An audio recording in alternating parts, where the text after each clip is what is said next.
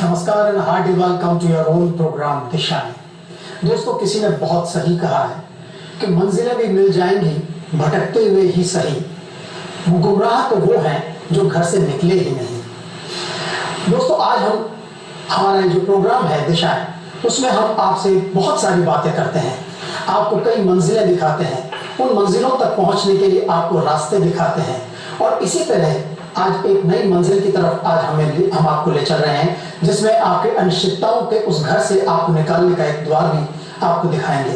तो आइए आज हम इन द्वार को खोलते हैं और आपसे कुछ बातें करते हैं। इसमें आज हमारे साथ जो एक्सपर्ट्स के रूप में मौजूद हैं वो हमारे साथ है प्रोफेसर डी.वी. अग्रवाल साहब, जो राजस्थान विश्वविद्यालय में हिंदी विभाग के प्रोफेसर थे, और उनके साथ हैं डॉक्टर N.S. बिस्सा, जो व्याख्याता हैं अंग्रेजी विभाग में गवर्नमेंट संस्कृत कॉलेज जयपुर में। डॉक्टर साहब, आपका प्रोफेसर आपका दोनों का बहुत बहुत स्वागत है। फ्रेंड्स, आज हमसे यहाँ पर बात करने, अपनी क्वेरीज को शेयर करने, अपने प्रॉब्लम्स को सॉल्व करवाने के लिए हमारे साथ आपके बहुत सारे स्टूडेंट्स भी आए हुए हैं। आइए हम उनसे तारुफ करवाते हैं आपका। हमारे साथ हैं मिस्टर वेद, मिस्टर राहुल, हर्ष तामी, अंता मीना, निमिषा, श्वेता अग्रवाल और दिव्या शर्मा।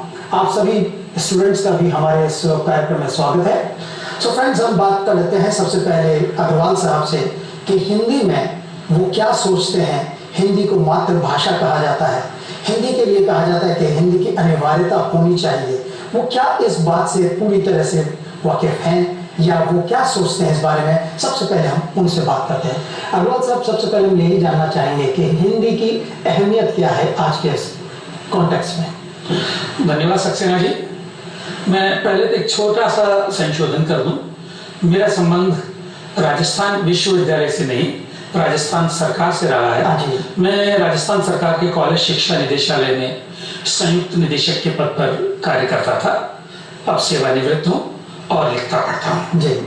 आपने सक्सेना जी बहुत अच्छा प्रश्न किया हिंदी की महत्ता को लेकर। जैसा आपने अपने वक्तव्य में भी कहा, हिंदी हम में से अधिकांश लोगों की मातृभाषा है, लेकिन इसके साथ ही हिंदी हमारे देश की राजभाषा है। बहुत सारे लोग इसे आदर के साथ राष्ट्रभाषा भी कहते हैं। हिंदी इस देश की संपर्क भाषा है और दुनिया में जो भाषाएं सबसे ज्यादा बोली जाती हैं उनमें से एक भाषा हिंदी भी है। तो जो भाषा इतने बड़े जन समुदाय की भाषा है, उसका महत्व तो स्वयं सिद्ध है। अगर आप भारत में अलग अलग प्रांतों में रहने वाले लोगों के बीच पारस्परिक संपर्क की किसी भाषा की कल्पना करें, उदाहरण के लिए मैं कहूं कि राजस्थान का रहने वाला एक मारवाड़ी व्यक्ति किसी तमिल भाषी से बात करना चाहे तो उनके बीच संवाद का माध्यम संभवतः हिंदी ही होगी। बहुत सारे कारणों से हिंदी आज पूरे देश में बोली और समझी जाती है। मुख्यतः उसमें जनसंचार माध्यमों का बड़ा योगदान है। हिंदी फिल्मों, हिंदी धारावाहिकों, आकाशवाणी, इन सब के कारण हिंदी का पूरे देश में प्रचलन हो गया है। इसलिए पूरे देश को जोड़ने वाली भाषा आज हिंदी है। अग्रवाल साहब, हम इससे आगे बात करेंगे कि हमारे जो स्टूडेंट्स हैं वो हिंदी विषय को क्यों लें और उसमें आगे बढ़कर के वो क्या कर सकते हैं। और साथ ही एक चीज और मेरे जो दिमाग में रहती है वो ये हमेशा यही प्रश्न कौंधता है कि जब हिंदी हमारी मातृभाषा है, राजभाषा है, तो हिंदी दिवस का कहाँ उपयोगिता है, उसको क्यों मनाया जाता है, उसकी क्या आवश्यकता होगी। उससे पहले मैं बिस्सा साहब आपसे पूछना चाहूंगा कि आज वैश्वीकरण के टाइम में, ग्लोबलाइजेशन के इस एरा में अंग्रेजी की अहमियत लगातार बढ़ती चली जा रही है। आप क्या कहना चाहेंगे इस बारे में? देखो जी, आपने बहुत सही कहा। जिस गति से आज ग्लोबलाइजेशन हो रहा है और जो फॉरेन इन्वेस्टर्स हमारे यहाँ आ रहे हैं, तो मैं ये कहूँगा कि अंग्रेजी आज इस देश में विदेशी भाषा नहीं है। आज हम देखें तो इसको हम कहेंगे सेकंड लैंग्वेज हो गई है जी, जिसको कहते हैं lingua फ्रैंका, language of the masses बनती जा रही है और इसमें उत्तरोत्तर वृद्धि होती जा रही है। वैश्वीकरण और उदारीकरण के इस जमाने में आज हम हमारी अर्थव्यवस्था को केवल एक पर्टिकुलर सेगमेंट तक सीमित नहीं रखते, उसको ओपन किया गया है, ओपन हुआ है, इन्वेस्टर्स आ रहे हैं। इस कॉन्टेक्स्ट में अंग्रेजी एक ग्लोबल लैंग्वेज बन गई है और मैं कहूँगा कि अगर हमें हमारी बैरियर्स को तोड़ना है ये राष्ट्र ये आगे बढ़ना है, जो वर्तमान में कर रहे हैं उसे आगे बढ़ना है, तो उस कॉन्टेक्स्ट में अंग्रेजी का महत्व भी अब धीरे धीरे बढ़ता जा रहा है। मैं ये जरूर कहूँगा इसको क्रेज के लेवल पर ना ले जाए, ये भी एक भाषा है, एक ग्लोबल लैंग्वेज है जो आपकी पूरे विश्व की opens door to the world. English से आपके पूरे विश्व की खिड़कियाँ खुलती हैं जी। तो इसका महत्व इस सेंस में भी है, और अब धीरे धीरे अपॉर्चुनिटीज, जॉब अपॉर्चुनिटीज अंग्रेजी के क्षेत्र में भी उतनी ही बढ़ती जा रही है जी। हाँ, बिल्कुल सही कहा आपने बिस्वा साहब कि अंग्रेजी की उपयोगिता जो है वो लगातार बढ़ रही है। हाँ जी, बिस्वा जी की बात में एक छोटी सी बात और जोड़ दूं जी इनकी बात के समर्थन में। जहाँ तक भारत का संदर्भ है, भारत में अंग्रेजी भी हिंदी के साथ राजभाषा है जी, इसलिए भारत में उसकी उपयोगिता तो असंदिग्ध है। और फिर जो वैश्विक संदर्भ की बात आपने की वो तो अपनी जगह महत्वपूर्ण है। लेकिन अग्रवाल साहब, इसमें एक दिक्कत और आती है, जब हमारे जो बच्चे हैं, हमारे जो स्टूडेंट्स हैं, वो आजकल अपनी मोबाइल पर हिंदी को भी अंग्रेजी में ही लिखते हैं और उससे हिंदी जो है वो विकृत होती चली जा रही है। इसकी उपयोगिता बढ़नी बहुत जरूरी है। लेकिन इससे पहले मैं आपसे एक चीज और पूछना चाहूंगा कि हिंदी में कौन कौन से ऐसे विषय हैं जो विद्यार्थी जो है वो पढ़ता है? देखिए, हम लोगों ने सामान्यतः हिंदी को साहित्य का पर्याय मान लिया है, जबकि मुझे लगता है इन दो चीजों को अलग करके देखा जाना बहुत जरूरी है, साहित्य और भाषा। हिंदी का मतलब केवल सूरदास, तुलसीदास, भारतेंदु हरिश्चंद्र, जयशंकर प्रसाद और प्रेमचंद ही नहीं है। हिंदी एक भाषा है, और जब हम एक बड़े बाजार के तौर पर, एक बड़े रोजगार की संभावना के तौर पर हिंदी पर विचार करते हैं, तो हमें केवल साहित्य तक सीमित रहने से काम नहीं चलता है। हम उसके भाषा वाले रूप की तरफ भी, और जो बोलचाल की भाषा है, जो दैनिक कामकाज की भाषा है। असल में जयशंकर प्रसाद बहुत बड़े लेखक हैं, लेकिन उनकी भाषा में तो आप अपना काम धंधा नहीं कर सकते, उनके धंधा में आप उनकी भाषा में आप अपना व्यवसाय नहीं कर सकते। तो व्यवसाय की, कामकाज की, अखबार की, मीडिया की वो भाषा बोलचाल की भाषा होती है। तो हम हिंदी का दो तरह से अध्ययन करते हैं, एक आम कामकाज की भाषा के रूप में और दूसरा साहित्य के रूप में। साहित्य का भी अपना महत्व है, रोजगार की दृष्टि से भी महत्व है। उस पर जब आप मौका देंगे आगे हम लोग चर्चा करेंगे। जी अग्रवाल साहब, आपने बिल्कुल सही कहा। लेकिन हमारे जो व्यूअर्स हैं उनको मैं एक चीज और बताना चाहूंगा कि अगर आपकी भी अगर कोई प्रॉब्लम्स हैं जो आप हमारे एक्सपर्ट से पूछना चाहते हैं, या किसी भी और क्वेरी के बारे में अगर आप पता करना चाहते हैं, तो आप हमें सीधे फोन कर सकते हैं। इस प्रोग्राम में आपको जो एक्सपर्ट्स की जो राय है वो दी जाएगी। और हमारे फोन नंबर है 2702-333 और इसके अलावा दो अतिरिक्त और भी नंबर्स हैं जिसमें आप बात कर सकते हैं, 271066 तथा 27049999 270499। सो फ्रेंड्स, आपके जो क्वेरीज हैं, आपके जो प्रॉब्लम्स हैं, आपके जो प्रश्न हैं, उनका हमें बेसब्री से इंतजार है। आप अपना फोन घुमाइए और हमसे बात कीजिए। बिस्वा साहब, ये जो अभी बात चल रही थी कि अभी जो उपयोगिता की बात चल रही है, उसमें मैं आपसे भी ये जानना चाहूंगा कि लिटरेचर और ग्रामर ये दोनों अलग अलग चीजें हैं, जैसा कि अग्रवाल साहब ने भी बताया। देखिए, ये भाषा कोई हो, चाहे वो हिंदी हो चाहे अंग्रेजी हो, अग्रवाल साहब ने ठीक कहा कि आपको साहित्य और भाषा, लिटरेचर और लैंग्वेज, या जिसको कहें लिटरेचर और ग्रामर, वो हिंदी की भी ग्रामर है, अंग्रेजी की भी ग्रामर है। अंतर यह है कि चूंकि हिंदी हमारी मातृभाषा है, हम जब बड़े होते हैं तो इसी भाषा के सहारे बड़े होते हैं, तो हम उसकी ग्रामर सीखने की ज्यादा जरूरत नहीं पड़ती। और शायद ग्रामर के बिना आप लैंग्वेज को पढ़ ही नहीं सकता। अंग्रेजी के मामले में ये कहा जा सकता है कि आपको उसकी ग्रामर भी सीखनी पड़ेगी, क्योंकि वो आपकी नेटिव लैंग्वेज नहीं है, वो आपकी मूल भाषा नहीं है। तो आपको इंडक्टिव लर्निंग जो है, जो आप जैसे हिंदी तो बच्चा आप देखते हैं 6, 7, 8 तक या बड़ा जैसे होता है, वो अपने आप अपनी भाषा में बात कर लेता है, लेकिन उसको भारत के और राजस्थान के परिवेश में अपन बात करें तो उसको वो माहौल नहीं मिलता। तो इसको हम कहते हैं कि उसको लैंग्वेज एक्विजिशन करना पड़ता है, उसे भाषा सीखनी पड़ेगी। हिंदी तो उसकी नेचुरल आ रही है, लेकिन इंग्लिश एक ऐसी लैंग्वेज है जिसको एक्वायर करनी पड़ेगी। यही बात मैं कहूँ कि ब्रिटेन का कोई बच्चा है, उसको अंग्रेजी सीखने की जरूरत नहीं है, लैंग्वेज एक्विजिशन की जरूरत नहीं, क्योंकि उसकी मदर टंग है, उसकी नेटिव लैंग्वेज है। अंग्रेजी के लिए जरूरी है कि हम उस माहौल में जो हम रह रहे हैं, क्योंकि हमें हिंदी के परिवेश में रहते हुए या हमारी जो लोकल लैंग्वेज है उसमें रहते हुए हमें उसमें स्किल डेवलपमेंट करना है।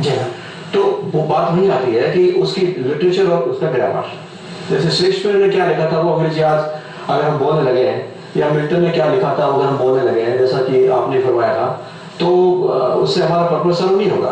आज तो चेतन भगत के नॉवेल्स ज्यादा चलते हैं। बिल्कुल, क्योंकि वो कम्युनिकेटिव लैंग्वेज आ गई। देखिए चेतन भगत या कोई भी नॉवेलिस्ट अपन ले, जो कंटेम्प्रेरी नॉवेलिस्ट है, उसकी लैंग्वेज लिटरेरी नहीं है जी। उसकी भाषा जो साहित्य को जो अपन कहते हैं इनपुट वो वाला नहीं है, वो एक कम्युनिकेटिव है। और यही आजकल भाषा का उद्देश्य होता जा रहा है। शुरू से रहा है कि लैंग्वेज इज टू फॉरवर्ड, आप अपने विचारों को कम्युनिकेट कर सकें। और एक मैं समझता हूँ एक संचार का माध्यम, एक संवाद का माध्यम, इस परिप्रेक्ष्य में इंग्लिश अंग्रेजी भाषा का जो महत्व है दिन बढ़ता जा रहा है।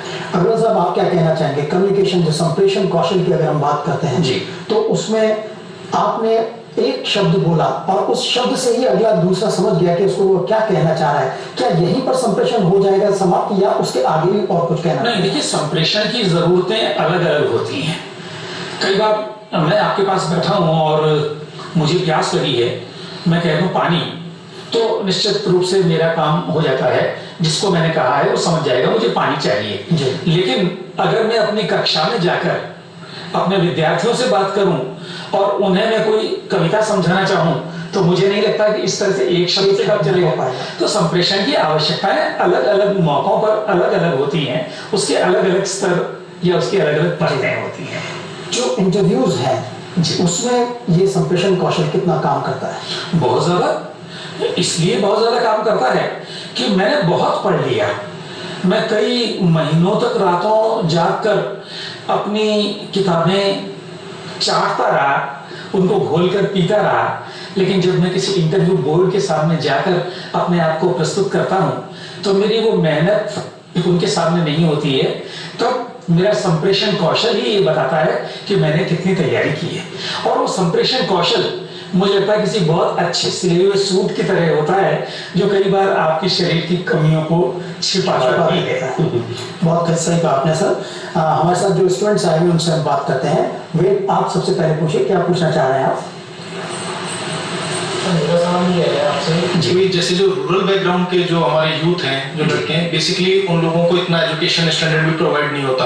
वो लोग बेसिकली हिंदी मीडियम से होते हैं, तो उन लोगों को, और जनरली अगर आप लोग देखेंगे तो हम लोगों जो यूथ जो रूरल बैकग्राउंड से, उनके अंदर कॉन्फिडेंस लेवल की और मोटिवेशन की बहुत ज्यादा कमी रहती है। और उनको करियर में आगे जाना है, अपना करियर बनाने के लिए हिंदी लैंग्वेज को किस तरीके से मोटिवेशन है या किस तरीके से कॉन्फिडेंस उसके अंदर डेवलप किया जाए? आपने बहुत अच्छा सवाल किया है। मुझे दो तीन चीजें इस संदर्भ में कहनी है। पहली बात, हमें अपने मन से इस भाव को दूर भगा देना चाहिए कि हम लोग हिंदी माध्यम के हैं, हम लोग अंग्रेजी माध्यम के नहीं हैं, यानी हम किसी तरह से कम हैं। असल में मुझे ये लगता है कि आपको जो भी भाषा आती है वो अपनी जगह महत्वपूर्ण है। दो भाषाओं में तुलना करने की कहीं कोई आवश्यकता नहीं है कि एक भाषा ऊंची है, दूसरी भाषा नीची है। हर भाषा की अपनी जरूरतें हैं, हर भाषा की अपनी आवश्यकताएं हैं।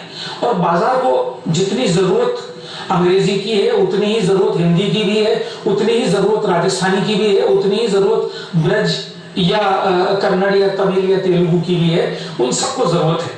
आप देखते हैं, अगर आप मोबाइल इस्तेमाल करते हैं तो किसी कंपनी की उस पर आप कॉल करते हैं तो वो आपकी भाषा में आपसे बात करते हैं, तो वहां वो आपकी भाषा का भी प्रयोग कर रहे हैं।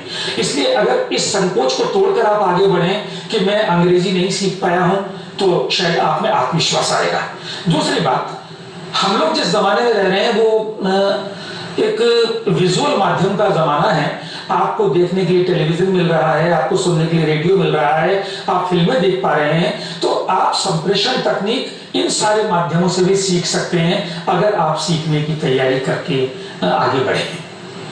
लेकिन अग्रवाल साहब, सबसे बड़ी दिक्कत ये तो आती है कि बच्चा स्कूल तो जाता है, विद्यालय नहीं जाता।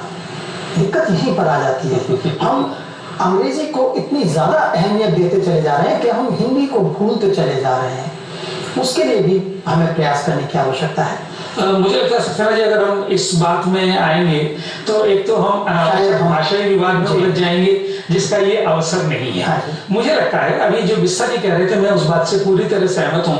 भाषा की सबसे बड़ी आवश्यकता है संप्रेषण की। और अगर मेरी बात आप तक पहुंच रही है तो बस ठीक है, संप्रेषण तो हो रहा है। एक जमाना था जब शोभा डे ने अंग्रेजी में लिखना शुरू किया था, शोभा खिलाचंद नाम से, और उन्होंने अंग्रेजी पत्रकारिता में हिंदी शब्दों का प्रयोग करना शुरू किया था, आज वो शायद पहिया उल्टा घूम गया है। चेतन भगत को अगर आप पढ़ें तो वहाँ हिंदी भी आपको मिलेगी, और अगर आप बहुत सारे हिंदी लेखकों को पढ़ें तो उनमें अंग्रेजी शब्दों का प्रयोग भी होगा। बिल्कुल सर, एक व्यूअर हमारे साथ जुड़ना चाह रहे हैं जी। हेलो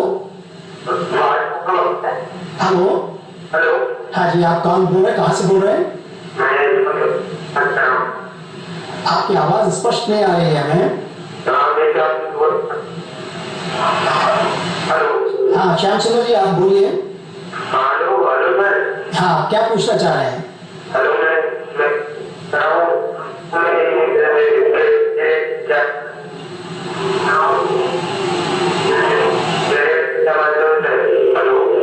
हेलो हाँ जी बोलिए।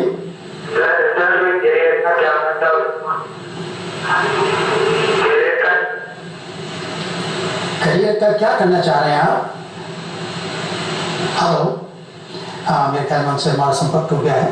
तो विशा जी, मैं आपसे यही बात वापस पूछना चाहूंगा कि अगर इंग्लिश में कोई व्यक्ति जाना चाहता है, कोई स्टूडेंट पढ़ना चाहता है उसे, तो वो क्यों पढ़े, क्यों अंग्रेजी को बोले?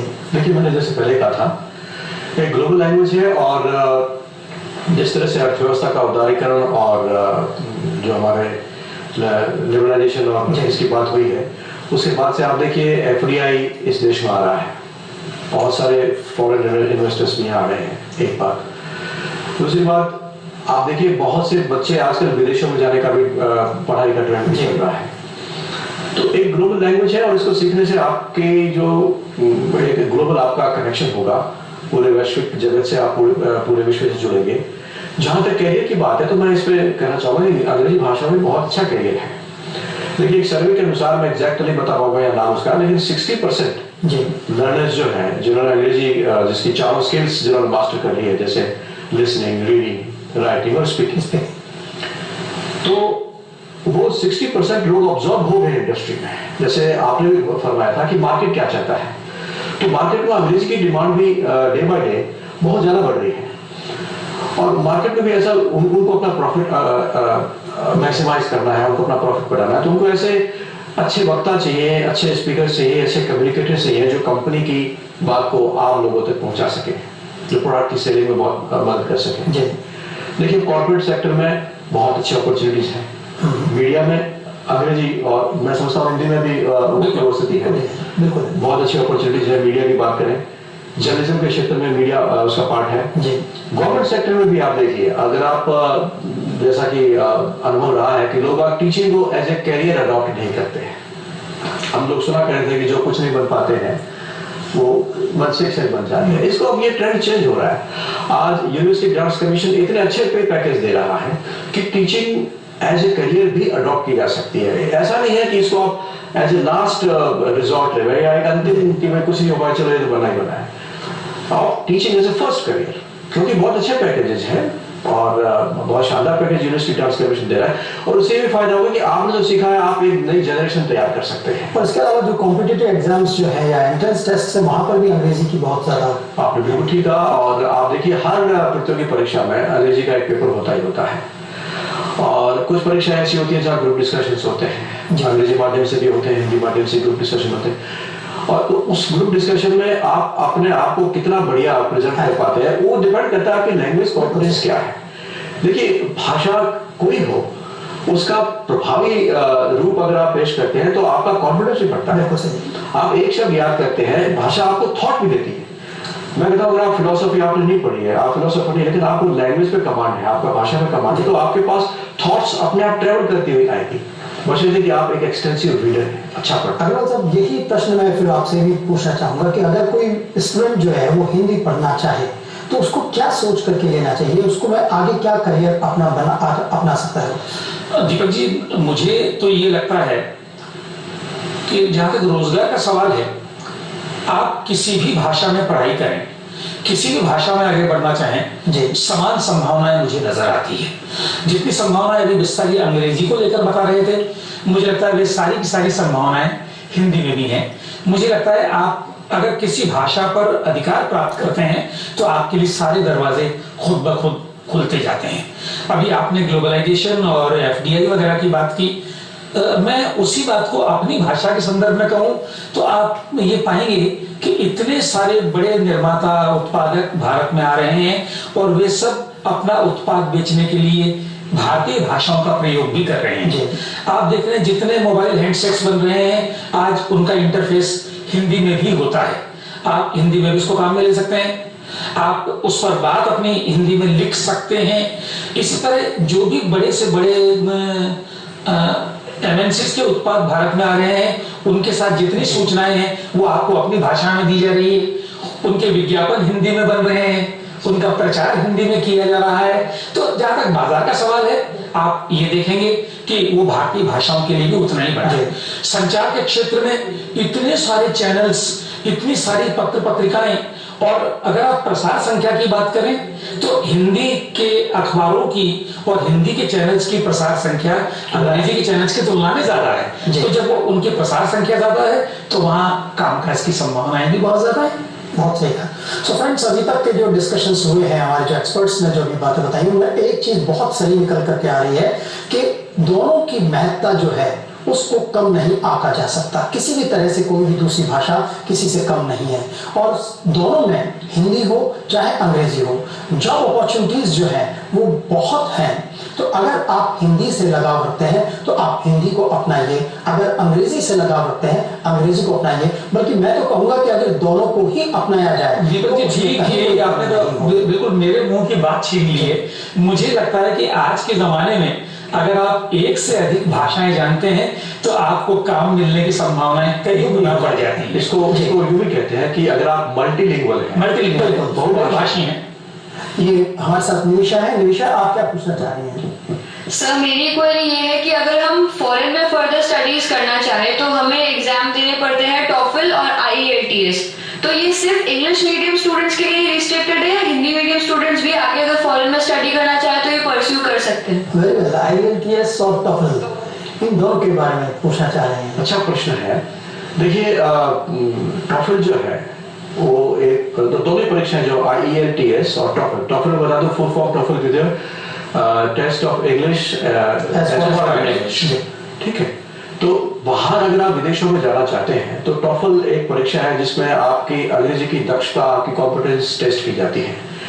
इसमें चारों आपकी जो स्किल्स है, जैसे मैंने अभी शुरू में चर्चा की थी कि आपकी लिसनिंग एबिलिटी क्या है, आप रीडिंग एबिलिटी क्या है, स्पोकन एबिलिटी क्या है और राइटिंग एबिलिटी क्या है। ये टॉफल का एक टेस्ट होता है।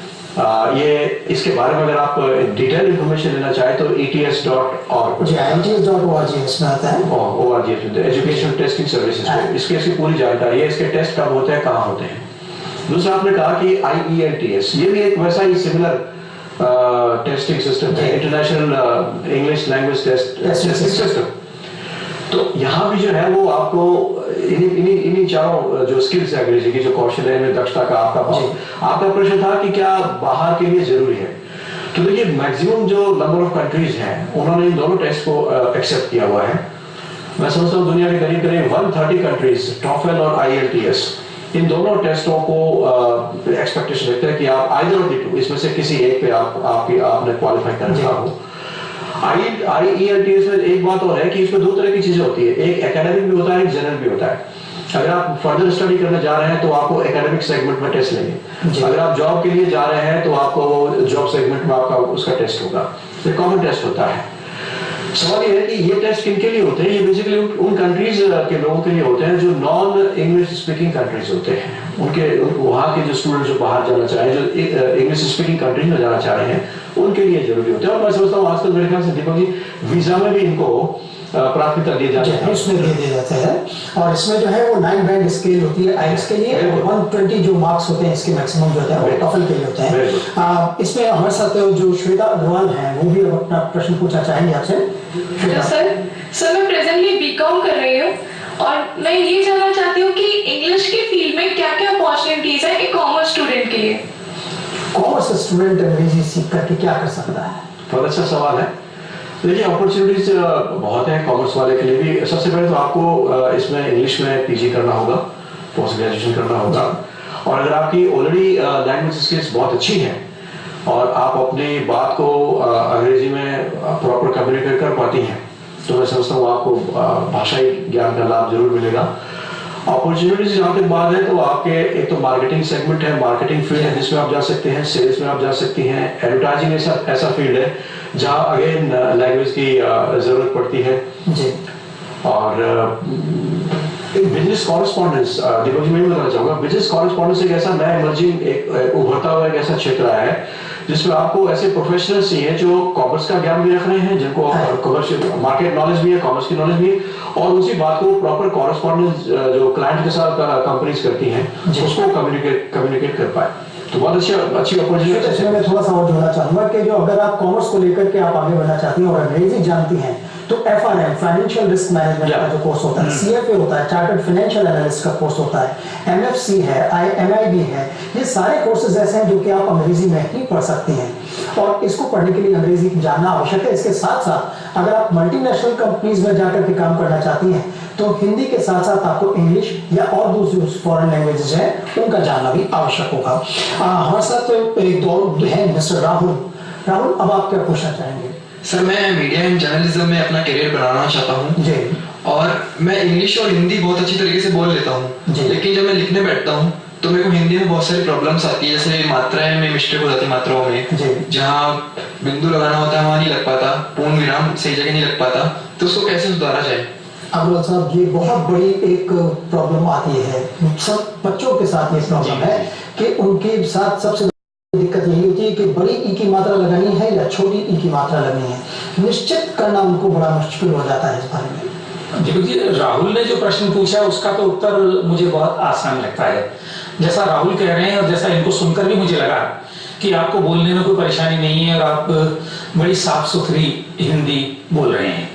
हिंदी उस तरह की भाषा है जिसके उच्चारण और लेखन के बीच कोई द्वैत नहीं है, कोई अंतर नहीं है, और इसलिए आप जैसा बोलते हैं वैसा ही लिखा जाता है।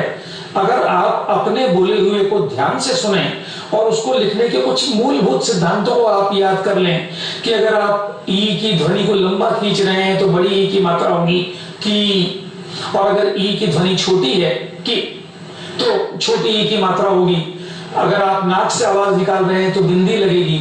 अगर इस तरह की दो चार छोटी चीजें आप किसी जानकार व्यक्ति के पास बैठकर सीख लें तो आपका काम बहुत आसान हो जाएगा। लेकिन अधिक गंभीर स्तर पर मैं बात करूं तो मुझे लगता है कि इसको सीखने का एकमात्र तरीका यह है कि आप ज्यादा से ज्यादा पढ़ें, और वो कोई बहुत मुश्किल नहीं है। अगर आप रोज 1 घंटा भी इस बात के लिए निकाल लें कि आप चीजों को गंभीरता से पढ़ेंगे तो आप पाएंगे कि 3 या 4 महीनों के बाद आप इस समस्या को किसी के सामने दोहरा नहीं रहे हैं। राहुल सर ने बिल्कुल सही कहा है कि अगर जितना आप पढ़ेंगे उससे आपको बहुत ज्यादा फायदा होगा। और अब हमारे साथ एक और है दिव्या शर्मा। दिव्या, आप क्या पूछना चाहती हैं? सर, मेरा सवाल आपसे है, मैं ये पूछना चाहूंगी कि जो स्टूडेंट MBA और होटल मैनेजमेंट करना चाहते हैं और जो हिंदी मीडियम से है तो वो क्या इसमें अपना कैरियर बना सकते हैं? क्योंकि MBA और होटल मैनेजमेंट में ज्यादातर जो है इंग्लिश का चलन ज्यादा है, हिंदी मीडियम के विद्यार्थी उसमें अपना करियर नहीं बना सकते। तो सर, आप मुझे इसमें एक राह दिखाएंगे कि क्या बना सकते हैं अपना कैरियर इसमें?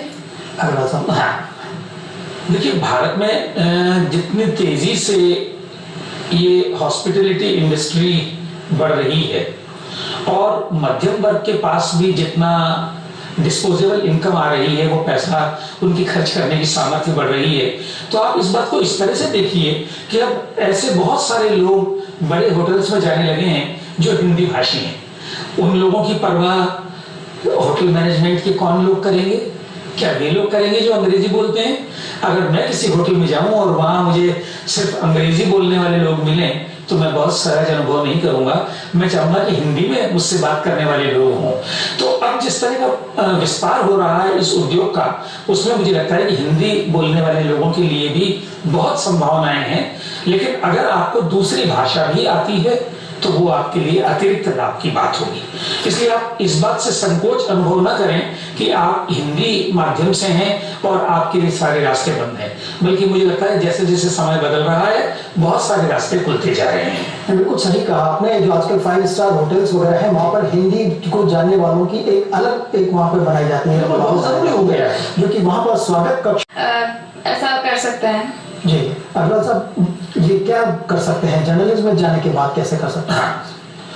देखिए, मैं कुछ वर्ष विदेश में रहकर जो बात मैं समझ पाया हूं वो ये कि वहां आपकी डिग्री, आपके पास जो डिप्लोमा या उपाधि है वो अंतिम चीज नहीं है, बल्कि वो आपके लिए एक प्रवेश पत्र है।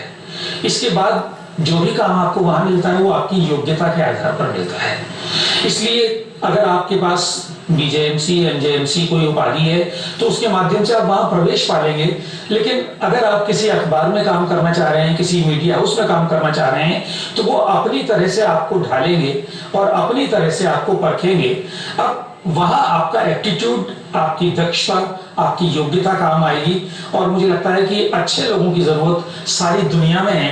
अगर आप में कुछ क्रिएटिविटी है, अगर आप में कुछ रचनात्मकता है, अगर आप में पत्रकारिता वाली नजर है, आप कहीं समाचार ढूंढ सकते हैं, आप कहीं का स्टोरी का सृजन कर सकते हैं, तो आपके लिए वहां भी उतनी ही संभावनाएं हैं जितनी संभावनाएं अपने देश। इस बात फिर वही आती है कि जैसे ये विदेश जाना चाहते हैं तो फिर इनके वही टोफल और ये टेस्ट आपको देने पड़ेंगे। दूसरी बात है कि जर्नलिज्म के क्षेत्र में भी बहुत अच्छे करियर प्रोस्पेक्ट्स हैं। जैसे आप कॉपी एडिटिंग या एडिटोरियल असिस्टेंट के रूप में काम कर सकते हैं, कॉलमिस्ट के रूप में काम करते हैं। आप भी शायद एक कॉलमिस्ट हैं। हाँ, मैं भी कॉलम लिखता हूँ एक राजस्थान के एक समाचार पत्र में। तो आप ऐसे कॉलमिस्ट भी अखबार के साथ जुड़ सकते हैं। आपका जो भी विषय है, जो भी, या आप फ्रीलांसर के रूप में आप अपना एक कॉलम लिख सकते हैं। जैसा साहब, मैं एक चीज और आपसे पूछना चाह रहा था, जो कि हमारे बहुत सारे व्यूअर्स जो हैं वो भी इस प्रॉब्लम को डील विद करते हैं। जो जैसा कि वेद ने भी कहा था कि बहुत सारे रूरल एरिया के जो बच्चे हैं उनमें अंग्रेजी बोलने की एक झिझक होती है। उनको लगता है कि हम अंग्रेजी में बात नहीं कर सकते। उस डर से अपने आप को कैसे ओवरकम किया जाए?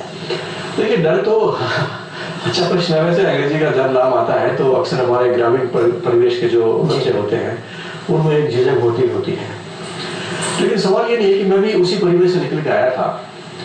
आपको प्रैक्टिस करनी पड़ेगी। ग्रामीण क्षेत्र में हो सकता है इतने अवसर न मिले आपको, लेकिन आप स्वयं के साथ बातचीत करें जी। आप ऑडियो विजुअल मीडिया से अपनी प्रैक्टिस कर सकते हैं।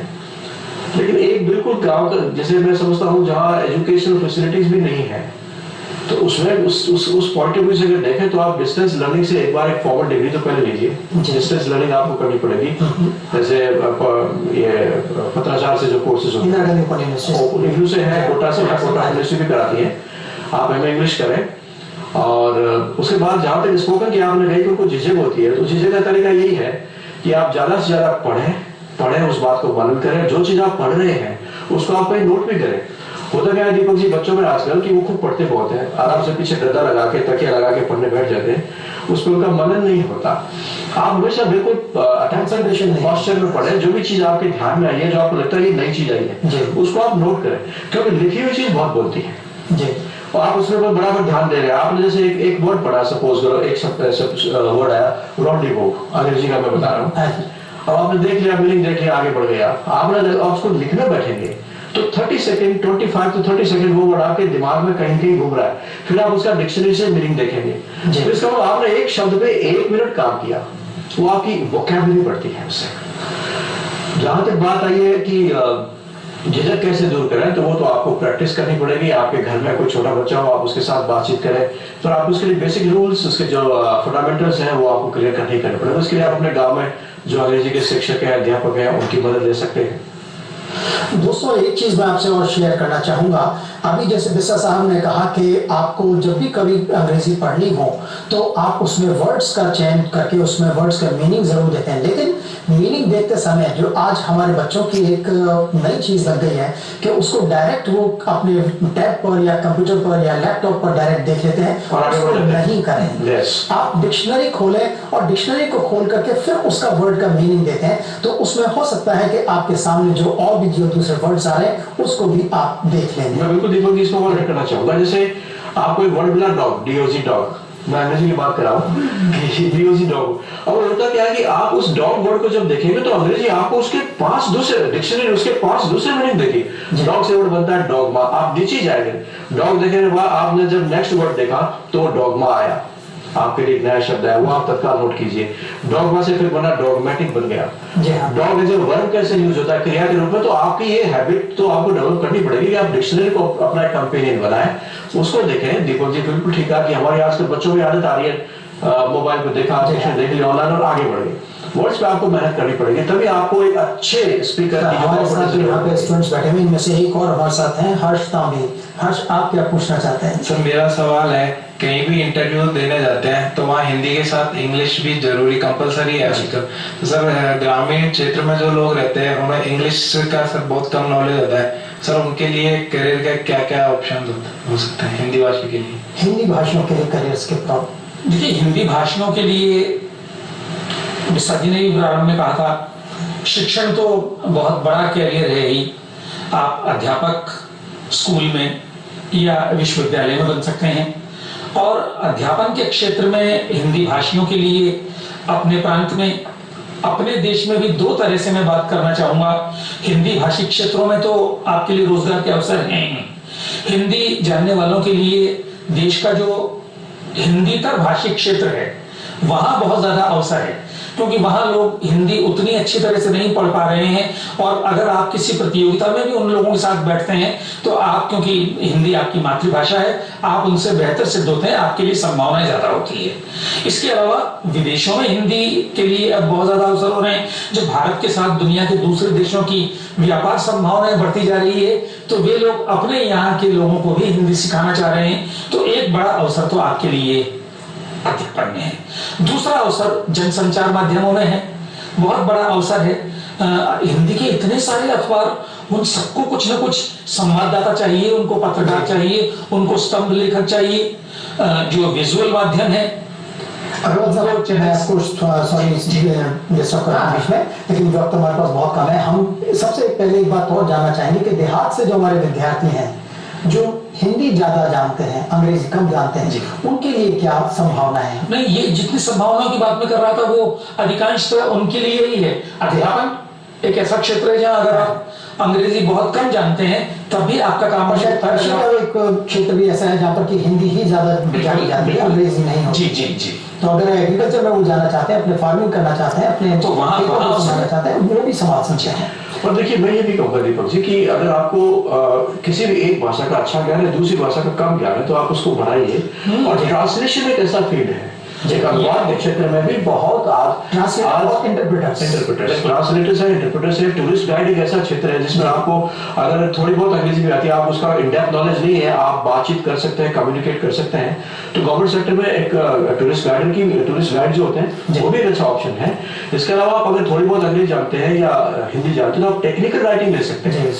टेक राइटिंग ऐसा यहाँ पे थोड़ा सा डिस्टर्ब वापस करना चाहूंगा कि हमारे समय जो है वो समाप्त होने की कगार पर है, और आप लोग हमारे यहाँ पे इस स्टूडियो में आए, हमारे साथ आपने हमारे व्यूअर्स की प्रॉब्लम शेयर करी, उनके सॉल्यूशंस दिए। We are really thankful to you, और आप सब दोनों का बहुत बहुत धन्यवाद। आप सभी जो हमारे स्टूडियो में आए, आप सभी का बहुत बहुत धन्यवाद। सो फ्रेंड्स, अगले हफ्ते हम एक नए फील्ड के साथ आपसे फिर मिलने का एक वादा लेकर के आज आपसे यहाँ पे विदा लेना चाहेंगे, और हमारे साथ बने रहिए, अपनी प्रॉब्लम्स को अपने साथ रखिए और हमारे साथ शेयर कीजिए। We are here to solve your problems. धन्यवाद।